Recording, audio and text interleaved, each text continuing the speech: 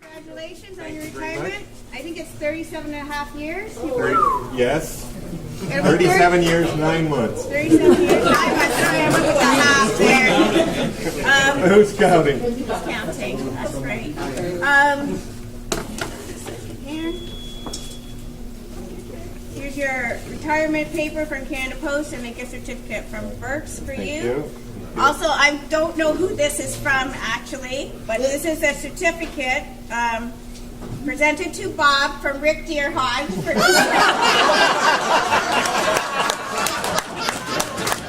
Bob's favorite person. Oh, Rick.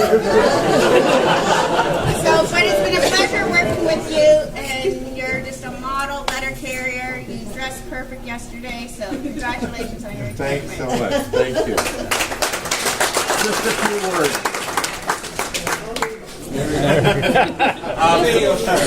I thought last time. Oh, wait a minute.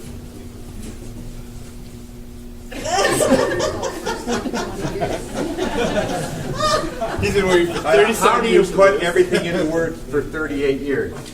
So first thing I'm going to talk about is slips, trips, and falls. I think I finally got it figured out. If somebody shows up at the door, man or woman, wearing one of these and nothing else, you better take a trip out of Niagara Falls. Okay. Just a sec. It's pretty warm in here. Let me have a drink. All right. What's your washer fluid? Okay. Now, there was another thing at every team meeting about holding onto the handrail. And obviously more effort needs to be put into this as it's constantly repeated. So I went down to Canada Post Research and Development Facility in St. David's, and they developed a simulator that all of you can use right here. Okay? So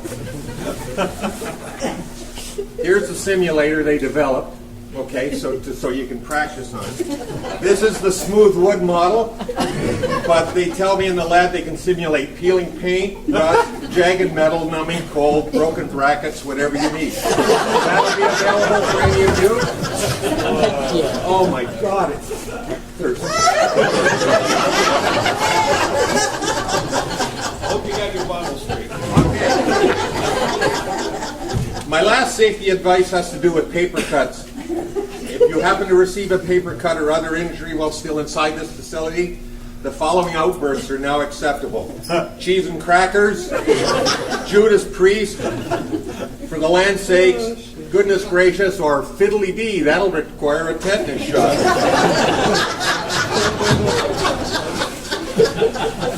I'm happy to have my mom, June Staines, and my wife, Gail, here today to share in this last day on strength, as they say.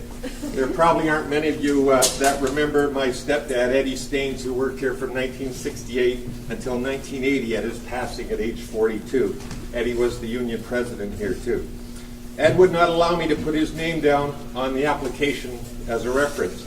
He merely told me that the post office was hiring in 1975 and that I would have to write an entrance exam, and it was up to me to put in the effort to get hired.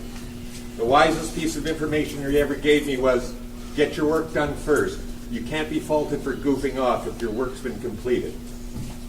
I'm also thankful for the work ethic instilled in me by my dad, Bob, and my grandpa, Bob. An honest day's work for an honest day's pay. I'm grateful to our former manager, Bill Friesen, for losing my application for transfer from the Niagara Lake Retail to the retail counter here. It allowed me to submit another application and take the only job available, that of a letter carrier, even though some days I felt more like a pack mule. I have newfound admiration for those that have been carrying mail longer than the 8 years I have, and still have the strength and fortitude to climb those stairs, fend off dogs, and smile while doing it. Finally, thanks to all of you for your friendship, inspiration, and good times. I've calculated that in the 37 years, 9 months I've worked here, I spent 70,000 hours at Canada Post, and there were days I had to find a way to come into work. I believe that this situation needs to be looked at in depth. It's well known that happy people live longer, that laughter is the best medicine, and that a little more tolerance on both sides would probably go a long way to keeping us all a little more healthy. I'm so glad we had this time together, just to have a laugh and sing a song. Seems we just get started, and before you know it, it's the time we have to say so long.